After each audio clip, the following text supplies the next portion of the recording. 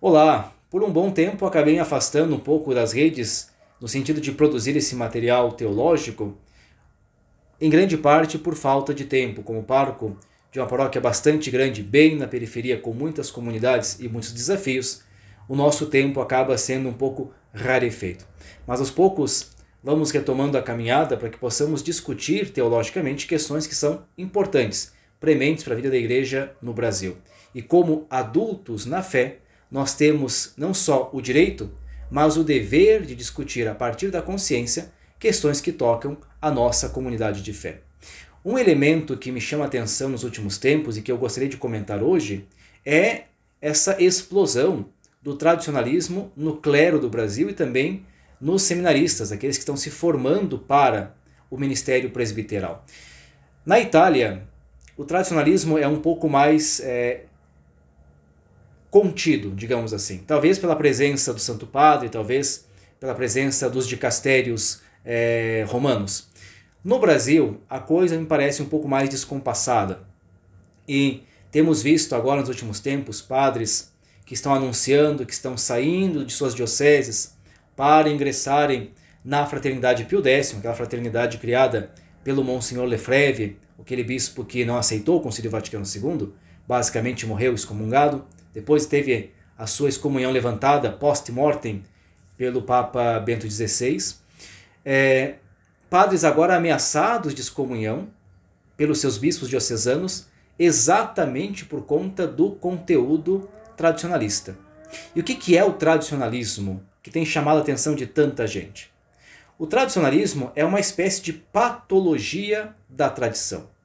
A tradição, para a Igreja Católica, ela é a expressão da própria vida da Igreja. Se nós pegarmos o documento do Concílio Vaticano II, a Dei Verbum, que trabalha a ideia de revelação, lá no número 8 nós teremos a ideia de que a tradição da Igreja ela evolui ao longo da história. Nós vamos compreendendo melhor aquilo no qual nós cremos como conteúdo de fé. E, portanto, a linguagem muda e também os revestimentos que nós fomos dando para a doutrina vai mudando.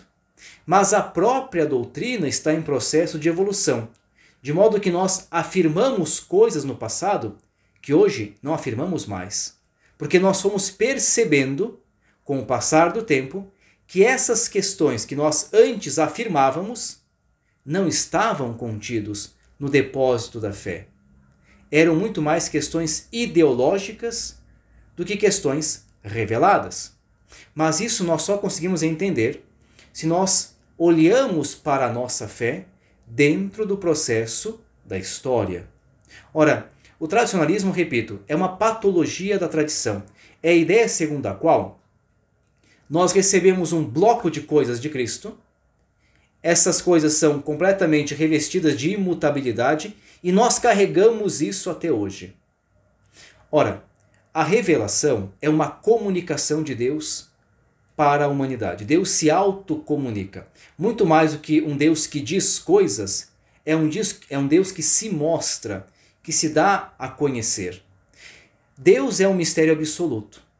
E nós vamos conhecendo mais a Deus e ao seu desejo de salvação ao longo da história. É evidente que nós hoje temos uma ideia mais profunda de revelação do que, por exemplo, os primeiros cristãos nos primeiros séculos, porque nós vamos aprofundando o conteúdo de nossa fé.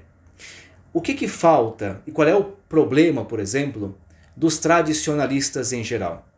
Eles se apegam a um momento histórico da igreja, basicamente, se nós vamos olhar os argumentos dos tradicionalistas, eles estão muito apegados ao Concílio de Trento, século XVI, que de fato é um concílio que definiu uma grande quantidade de verdades dogmáticas, e eles vão parar ali na guerra contra o modernismo, final do século XIX, começo do século XX.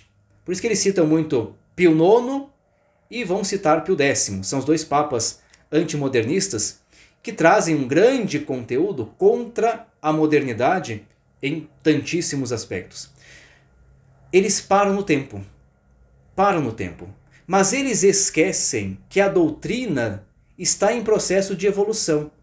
E que mesmo para que Trento pudesse afirmar o que afirmou, Nós tivemos séculos de desenvolvimento da doutrina.